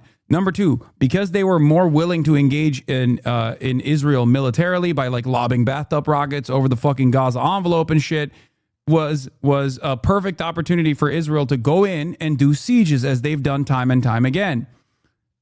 The reason why this is important, the reason why they propped up Hamas is because, God forbid, they had a secular or socialist, Western-facing, Western-focused group like they did in the past with both the PLO and all of the other groups that were, all of the other forms of militancy that developed, like the PFLP, DFLP, that were comprised of like Christian Palestinians and socialists and whatnot, was that those guys wrote to the Western world with regular frequency, and they were murdered for it, okay? Ghassan Kanafani is a great example of this, Palestinian Christian, leader of the PFLP. They were Marxist, Leninists, and they were murdered for it. He never held a weapon in his life. He just got killed he got slaughtered alongside his family members by the Israeli state because they thought they miscalculated, like Israel miscalculated that as long as the one group that is actually invested in the defense of Palestinians is Hamas, they can just keep saying, these are Muslim terrorists. We can kill them. We can kill them dead. And it worked for a very long time. Okay? The other reason why they did this, by the way, and one of the major reasons also is to politically split the West Bank and Gaza to warring factions with one another. You have the Palestinian, the Palestinian face of Israeli dominance in the form of the Palestinian Authority in the West Bank, deeply unpopular, and you have Hamas in Gaza. Okay, So you divide the Palestinian population through two different points of governance. So then you render the one singular contiguous state for Palestinians impossible to happen. And last but not least, as that chatter also correctly pointed to, are you ever going to press play? Don't you think this is more important for me to give you a fucking history lesson in the process of like talking about funding Hamas? This is why you're watching it with me instead of watching it on your own. Okay? Shut the fuck up. The other reason why they did this is because they thought Hamas was as selfish and as self-interested and only wanted to just like be in power and dominate the Palestinians. Like they believe their own propaganda. Okay? They thought, oh, these guys are corrupt just like we are. We just give them money and they'll, brutalize the Palestinians every now and then. They'll lob a couple missiles that our Tamir interceptors will intercept. It's not a big deal. And then we use that as a just cause to go in and fucking invade the Gaza Strip and kill a bunch of Palestinians. And, we control how tall the flames go. Okay. But it turns out Hamas had different opinions. They were really with it. They weren't just trying to be the sole controllers of the Gaza Strip in this like deeply corrupt fashion. They truly wanted Palestinian sovereignty. They truly wanted Palestinian emancipation. They were willing to fight for it. They were willing to coalesce all of the different Palestinian resistance groups together. That's October 7. October 7 wasn't just Hamas. It was Hamas. It was Palestinian Islamic Jihad. It was DFLP. It was PFLP. There were numerous other factions within the coalition of Palestinian resistance that participated in October 7th. Some of the last remaining hostages are currently in the hands of PFLP, as a matter of fact. There's some internal struggle taking place within the Palestinian resistance right now, with some forces saying, I don't know if we want to keep fucking holding on to these hostages, and other forces saying we need to keep fucking pushing back against Israel. That's a real thing that's taking place right now, okay? As far as I understand, with the limited information that we can get from the Gaza Strip. So that was the real issue. They resisted it against Israeli colonial violence, and they pushed back. And most importantly, they did so with the entirety, with like former Fatah, like with Fatah members as well. Exactly. Okay? They did. Why'd you say oop? So, Israel never thought that would happen, I think. That's the reason why they miscalculated and propped up Hamas. Started to question the Holocaust ever happening. How could Jews, maybe they invented the Holocaust? You're blaming Israel for Holocaust denial? I'm blaming our government for supporting a genocide. But it is unfathomable in my heart, and it breaks my heart that we could be capable of it. I think we should move on. Why is that? We just fundamentally disagree. So I think I'm talking to you like about where I come from, and that it feels different, and maybe I have a different perspective. You have a different perspective. But I know people who have a perspective that's different from. For the record, I would never be able to fucking blister Richie Torres in this way, because he was slammed that fucking you're an Islamist, terrorist, Muslim piece of shit who needs to go to jail so fucking fast. But he can't do that to Adam, because Adam is Jewish. Do you understand? That's it. That's why it's valuable to have anti-Zionist Jews fighting this fight as well. Okay? That's it. From yours, yeah, with a much smaller platform than you. I'm not. I hate this conversation. I know. I have it with my family. It's not something, and I love my family. If it were up to me, we would not be having this, because we're speaking a foreign language. My family grew up in South Africa, right? We were like Jews from Eastern Europe that literally we thought we were going to Ellis Island. Mm-hmm. My grandma, all the grannies stayed. And my parents' whole generation of South African Jews left. And when I was a kid, like growing up, I used to write all my who's my hero essays on Nelson Mandela. And he was like a hero of mine, right? and he was also, in prison, and for terrorism too. I don't want to get it. You're gonna go Hamas is what I don't want. I'm not debating Hamas is good. He was called that, and he went to my synagogue after he got out of prison, Madiba, and he spoke to like all the grandmas who like were still there. They didn't have to fucking move because black people could vote. And he said, "Tell your kids to come back because we need them to build our country." I don't know. I think that I don't see what's wrong with people being afforded the right to vote. Do you think that's what Hamas means when it says free Palestine from the river to the sea? To me, it seems like maybe if there's a recognition that people were cleared off their land in 1948. But there are those who only want a Jewish state, and there are those who only want a Palestinian state. Then they could fuck off. And we should be advocating for the coexistence. Yeah, I don't agree with Adam on this as well, but I do, like, while I disagree with the outcome, and I also don't believe that it'll ever take place, I think those two things are not the same. Okay, I will say this. Okay, while I am not a believer in Adam is a one-stater. Chatter, No, Adam is a one-stater. He's saying yes to coexistence. I agree with him. But even the fact that, like, when Richie Torres says, "Oh, those who believe in only a Palestinian state and those who believe in only a Jewish state are at odds with one another," I don't agree with that. I think that, like, the people that only want a Palestinian state, albeit would never be able to achieve it would never be able to achieve it through nonviolent means, are still morally correct for this advocacy as well. Okay, it's like saying, and it's even closer in history, so it's not even like saying this exactly, but it's like saying land back would be a decolonial movement where, like, America still offers reparations to the indigenous population, or at least like significant chunks of land to the indigenous population. It's morally correct. It's just virtually impossible to do without like actual harm being conducted. So the best possible way to go about it is to elevate and offer significant chunks of land to the indigenous population, and also offer reparations, and not just like simply recognition that indigenous genocide took place, which is what most people's advocacy is in land back movements as well anyway.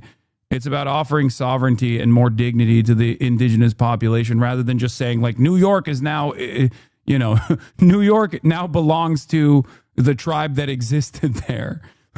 And everybody needs to get the fuck out. Jewish state and a Palestinian state. I continue to believe the two-state solution ultimately is the inevitable path forward.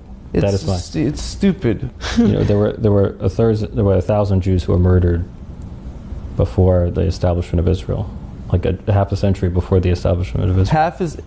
1,000 Jews. Yeah, they were killing each other, Jews and Palestinians. Yeah, the Hebron massacre. It doesn't make sense to me. This in 2025. The only point was there was violence against Jews before the establishment of the state of Israel. There was violence against Palestinians. And there was an ethnic cleansing in 1948. I mean, the Hebron massacre. What are you talking about right now? You're in the government? Listen, I didn't want to argue. Wait, I'm sorry, you're not familiar with the Hebron massacre in 1929? Wait, you're saying that justifies an entire ethnic cleansing in 1948? Israel was a... Whoa, this is such... Yeah, it's because he won't say it. That's a good counter, by the way. Oh, the Hebron massacre. Okay, dude. Well, first of all, there is a reason why... I'll use one example. It's like... There's a reason why Rashid Khalidi's book is 100 Years War on Palestine and is not called fucking 75-year War on Palestine. It's because the violence through settler colonialism unfolded before the ultimate violence that led to the inception of the Israeli nation state in the aftermath of the Nakba, the complete ethnic cleansing of 750,000 Palestinians from their ancestral homelands. Okay? The notion of Hebron, the Hebron massacre, like, yeah, dude, of course. Turns out the fucking Palestinians that were literally living in Palestine that were very angry about the Jewish settler colonialism that was taking place at the behest of the British Empire. They were right. Like, history vindicated them. And it's not like the dudes were just simply trying to coexist. They were trying to fucking forcibly overtake Palestinian existence and wipe out the fucking indigenous population from the start. The only time frame that you can point to where Jews and non-Jews existed in that region is before the British takeover, is before World War I. When it was under the Ottoman rulership.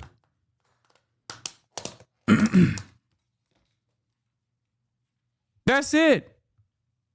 Oh man, I can't believe the Palestinians recognized that they were going to get wiped out of their own ancestral homelands, which is literally what happened, and they tried to take action, decentralized action in the process. Like, it's not even a fucking justification, but like, were they wrong to recognize that they were being wiped? They were inevitably going to be wiped out by a colonial entity that had no interest in preserving their statehood or offering them statehood whatsoever. I mean, look at what happened after.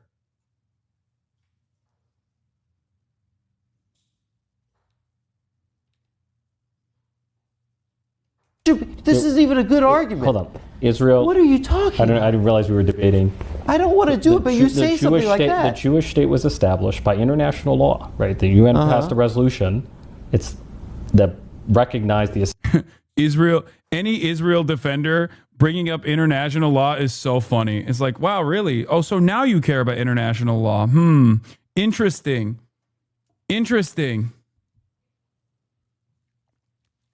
I didn't hear you talking about international law earlier when you were talking about but Hamas. Dude, any Israel defender bringing up international law is basically an admission of defeat, okay? It's not only historically incorrect, because there's never been a moment where Israel abided by the international law. Because there's no point in the international law where it's like, yeah, you can deny civilians a right to return. That's fucking ridiculous. And secondly, when has Israel ever listened to international law? Please.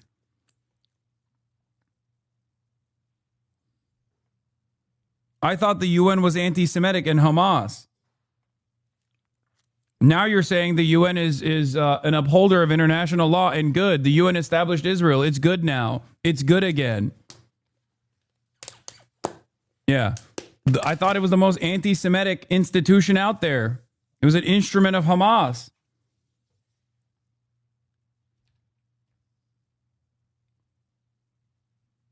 Thank God international law is good again.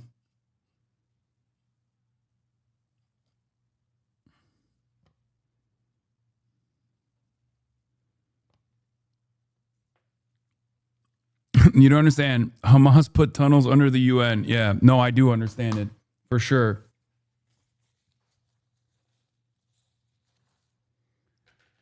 Establishment of a Jewish state. And there were a number of Arab countries, including Egypt, that declared war on Israel. Yes. It was the War of Independence. The Palestinians and Israel won the war. The Palestinians didn't declare war on them. There were just people that were living there. And they were kicked off their land. By the way, there were 800,000 Jews that were ethnically cleansed from the Arab world. Do you know there were Jews? You know how many Jews there are not in the by Arab the world? Palestinians. Almost none. I'm not talking about I'm talking about the broader Arab world. So why do the Palestinians have to bear the responsibility of the Algerians kicking the Jews out? You can relitigate.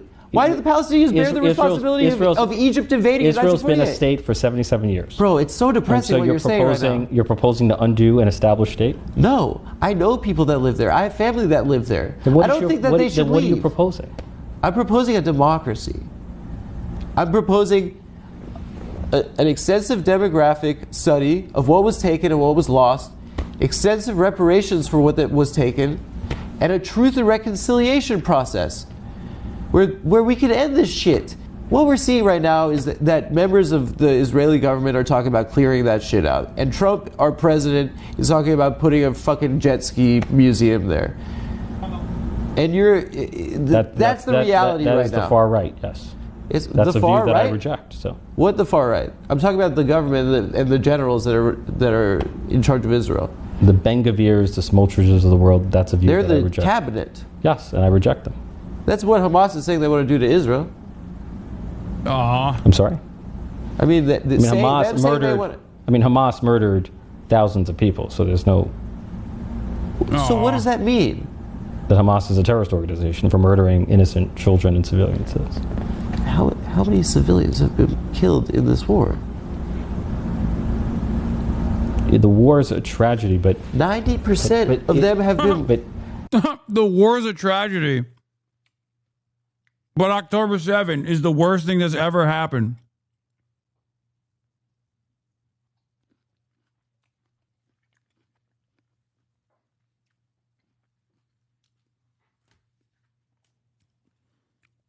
Hasbara bot, dude. 90% of them have been civilians.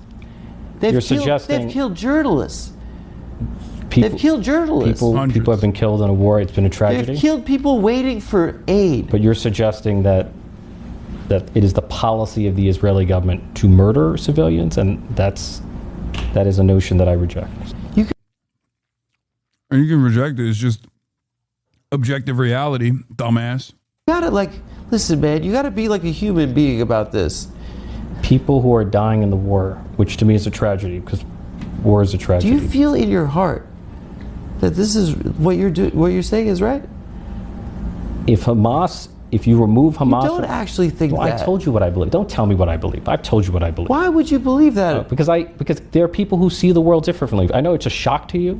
No. But there are people who see the world differently. But why? I know that's a shock to you. It seems a little bit like the humanitarian crisis has deteriorated. I don't want to be disrespectful like this. You've been at various points. In what capacity? You've just been hostile. So. In what capacity? It's fine. Don't worry. It's just been a gotcha interview. I think that. Oh, now he's getting condescending. Oh, this has been a gotcha interview. I know people have differences in opinion. I know it's a shock to you. Just call him a fucking woke libtard, dude. Why don't you? It's crazy because, it spirals completely out of control.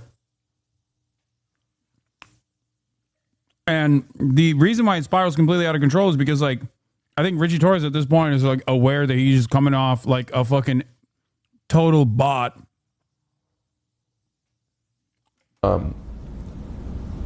My conscience is clear, especially as someone that's lived there and seen it and loved people that live there. And this sucks. I really didn't want to do this, and I think that you saw it as gotcha. Well, this is what people are talking about right now. Well, not in the South Bronx. People are not talking about Israel. People are talking about how to put food on the table and pay the bills. Maybe in your world, that's what people are talking about. But in my world, people are struggling. So yeah, then why, if people are struggling in your world, are you paying $25 billion? We have a seven. Also, why is it that you only bring up how your district is struggling to pay their fucking bills when it's a way to stop talking about Israel? Because you talk about Israel more than anybody else. If your district doesn't give a fuck about Israel, why the fuck do you constantly talk about Israel, you bitch? This motherfucker cares so little about his job that he tweeted more times about me, Hassan Hassanabi Piker, in the lead up to a general election,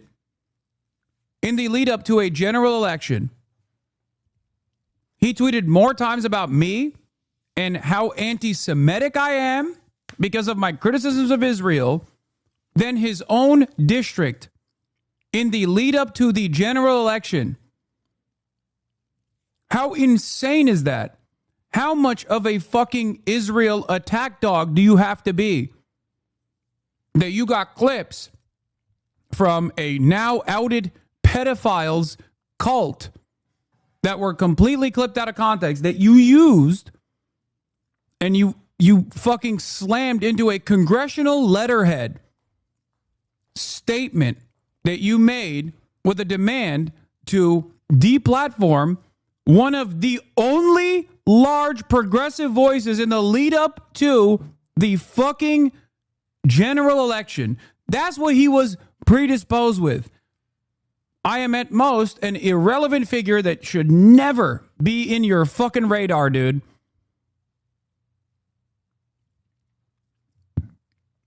Like, think about that. Out of all the top 10 independent media, out of all of the top 10 independent media platforms that were tracked on the night of the election for their election coverage, I was the only fucking left voice on there. Not a single other left voice was on there. Every single other one was a Trump supporter. Every single other one. Out of the top 10, I was the only fucking person that was not a Trump supporter. And this motherfucker was trying to demand that I get deplatformed. And by the way, I didn't get deplatformed, luckily, but I was blacklisted. So on the day of the election, the only fucking platform, the only content creator that was covering the election that was actually being shown, prominently being featured on Twitch, was Asmongold. It didn't work. I still got 314,000 live concurrent viewers on that day, in spite of the blackballing, in spite of the blacklisting, as in people literally typed twitch.tv/Hasanabi to come and fucking watch. As Twitch was promoting Asmongold's election coverage, dude. Why? Because Richie Torres and the ADL and all of these fucking pro-Israel groups demanded that I stop my coverage, demanded that I get fucking deplatformed.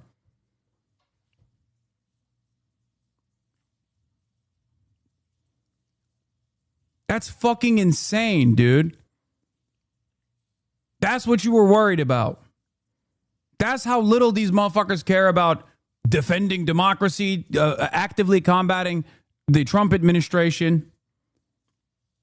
That's how little they care. He just cares about Israel and nothing else. We have a $7 trillion budget in the federal government. Yeah. Right, less than. So it's not that much money? Less than 1%. So it's a little money went to Israel. In the grand scheme of the federal budget, yes, it's minuscule. I'm sorry, dude. You're bummed. Your consultants told you not to do it. I like this guy a lot too. I hate this. This is so embarrassing. I don't have anything to hide. I'm willing to go anywhere. No, man. I'm sorry. I appreciate your time. Listen. Sure. Run that clip to every single person in his district. Richie Torres thinks that while you're suffering, the $25 billion and a piece of that could have gone to you, he thinks it's minuscule that it went to Israel and it's totally valid. If Trump is the ultimate personification of the Republican Party, extremely arrogant, profoundly stupid, and incredibly selfish and unimaginably evil, Torres is the ultimate manifestation of the Democratic Party. Pure smugness, nonstop corpo speak, entirely soulless, and unbelievably corrupt both morally and financially. Yeah.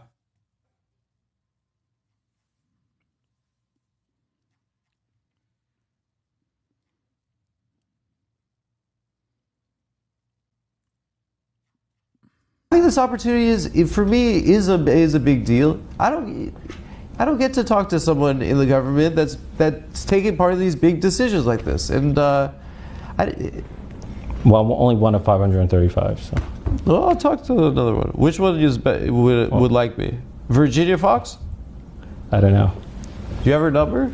I don't have her number. No. All right. I appreciate it. I feel like you're mad at me or something. I got to get a big laugh. But look, it's like Hyman Roth from The Godfather 2. He said, "This is the life we've chosen." So, I know what I signed up for. Is this what happens? This has been I've been doing a terrible job. I'm rambling about Israel, and being a Jew and the Holocaust. And it's the most embarrassing stuff to talk about in public. I feel like every Jewish American should have a right to be who they are, to wear a kippah, to display a Star of David, to be proudly and visibly. Yeah, if you're a Muslim American wear a keffiyeh, though, you should go to prison, you fucking terrorist.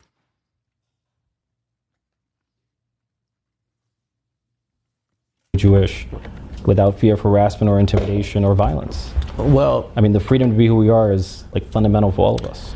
Well, I think that from where I'm sitting, Israel might be a threat to that.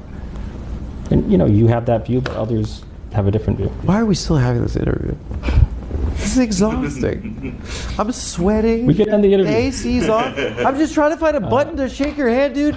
I don't want to fucking do this. Dude, we could have talked about so much other shit. No, I think you have an agenda to speak about this. I didn't have an agenda. I really did. It's your number one topic. It's not my number one topic. It's just not. It is your. It's not my number one topic. It's not what my I saw. Well, then Look, I'm happy. I was not elected on Israel. You don't get elected in the South Bronx and the I'm Northeast not Bronx. trying to make you feel bad or like. No, but I just don't think you know what you're talking about. Is not what I got elected? Then why is it the only thing you fucking talk about, you piece of shit?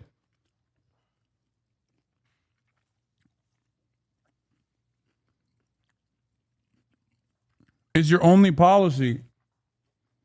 He should feel bad.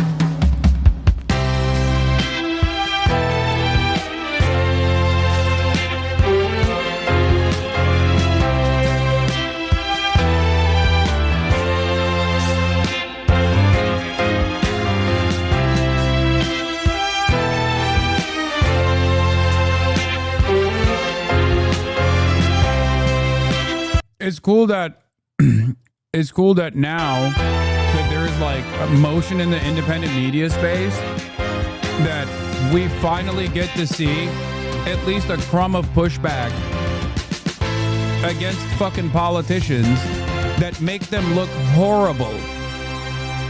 Because there is never going to be a mainstream media equivalent to this conversation. There's never going to be a mainstream media equivalent to Crystal Ball with Elisa Slotkin, right? I have a hunch that clips from the Torres interview may circulate around in a way that may be more damaging for him indirectly than some people may expect. Like, people don't actually interview him typically or have anything resembling a conversation with him. This is much less managed and polished than the typically allowed. And I don't know. I don't know. It doesn't feel like this psycho shit's just going to be swept away, but maybe I'm wrong. Man, Democrats were eager to make appearances on new media after the Biden-Harris aversion, but then are unprepared for questions about their unquestioning, unflinching, unyielding support for Israel. They expected to go like a CNN interview where they know the host likely shares pro-Israel views.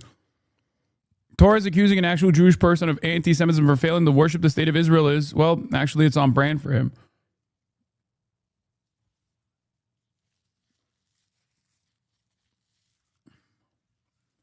Free Press is calling Adam a capo. Now the Free Press is calling Adam Friedland a capo for his interview with Richie Torres. The role Friedland played is playing that of the capo, the Jew articulating and or acting out the wishes, conscious or unconscious, of the Gentile majority. This is literally the world's oldest or second oldest profession. See, this is the inverse of Jewish exceptionalism, by the way. When you have a Jewish exceptionalist framework, okay, if you truly have this kind of framework, if this is what you operate off of, then yeah, what this guy is saying is going to have an impact. Okay? Well, all Jews love Israel, and this one Jew is actually a token and playing out the wishes of Gentiles, non-Jews, right? Except you have to remove this attitude from the fucking equation and realize that this has nothing to do with Judaism or being non-Jew, okay? It's a genocide, you fucking idiot. You don't want to fucking come across like you are defending genocide on the virtues of how Jewish this genocide is, because that also frames the issue around anti-Semitism. That creates anti-Semitism.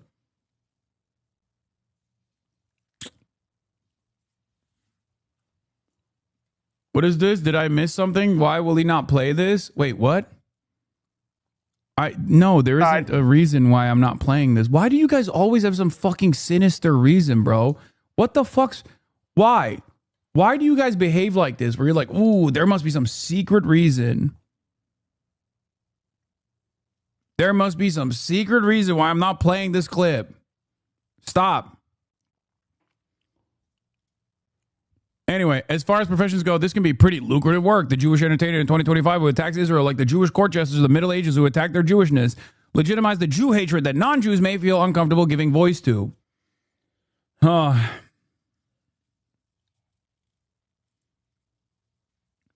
Yeah, no discussion about the rise in worldwide anti-Semitism could be had without making the clear and obvious point that Israel wants more anti-Semitism in this world because it means more Jewish immigration to Israel. It's in Israel's security interest to make the world harmful for Jews, 100%. That's another reason why this isn't just like Jewish exceptionalism, okay? I mean, when I talk about anti-Semitism and like the rise of anti-Semitism in the Western world, directly as a consequence of Israel's actions, it also plays into Israel's grand design.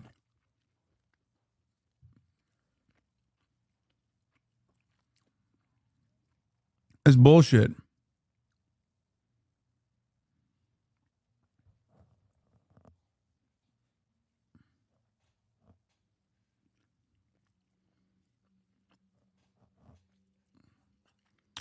Obviously, you shouldn't immediately shudder when I say this kind of shit and assume that I'm saying anti-Semitism in the Western world is like far more consequential and far worse than the plight of the Palestinians or even Islamophobia in the Western world. That's not the truth. That's not what I believe. And it's also not real. That's not a real fucking comparison at all. While anti-Semitism and Islamophobia are both bigotries that are utterly unacceptable, one is also institutionally unacceptable, and the other one is not only welcome, but allows you career opportunities. If you are Islamophobic, you can advance. If you're anti-Semitic, you obviously get fucking destroyed.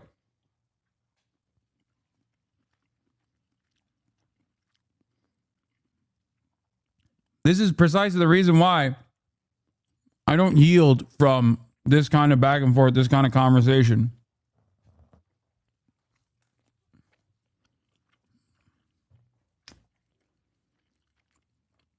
David says you're perpetuating falsehoods about that Wired article. Like, look at this person. Call Adam. Call Adam, please. David Pacman says you're perpetuating falsehoods about that Wired article. Are you a person that's invested in having discourse, or do you just want fucking, like, extra fun stuff? Who gives a fuck what David Pacman says, bro? He said the fucking Wired article was fake. Some of y'all love the slop, dude. Some of y'all live for the slop. But yeah, I think this is gonna hit the normie sphere pretty fucking hard. Richie Torres, we coming for you. After news came out that Richie Torres personally profited from the death of Palestinian children. Wait, what? This guy's a Larishite? I'm not watching that shit.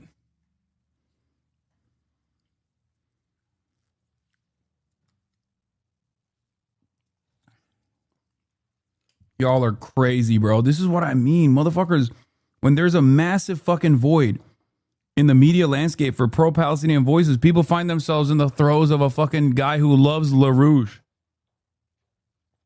In 2025, bro, what the fuck?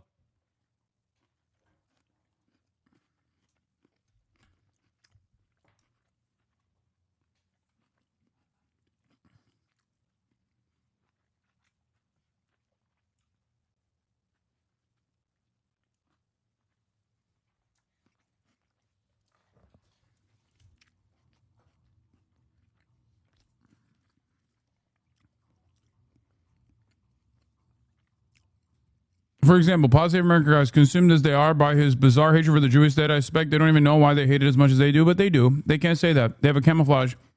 They have the camouflage and contempt for BB or Zionism. I think one of the funniest parts about this is just like these guys almost actively hold on to the notion that like Israel is a Jewish state and it's actually doing this genocide Jewishly and you can't even speak out against it. And it doesn't matter. Like they will go down with the ship. Okay?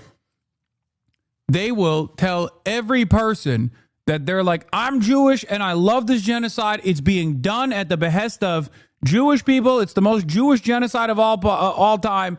If you fucking say a goddamn word about it, you're an anti-Semite. And it's like, dude, what are you doing? It's like if I ran around being like, I love ISIS. I fucking love ISIS. ISIS is my favorite. Like, you're Islamophobic for shitting on ISIS, you know? Like, what the fuck? If I ran around and be like, as a Muslim, ISIS is actually the truest form of Islam. Like, what's wrong with you, dude? What the fuck are you doing? How do you not understand that, like, people look at you and go, that's disgusting and gross. And also, now I don't know how I feel about it. You're a Jewish guy. You're telling me that this is the most Jewish genocide and it's also awesome. You're creating anti-Semitism.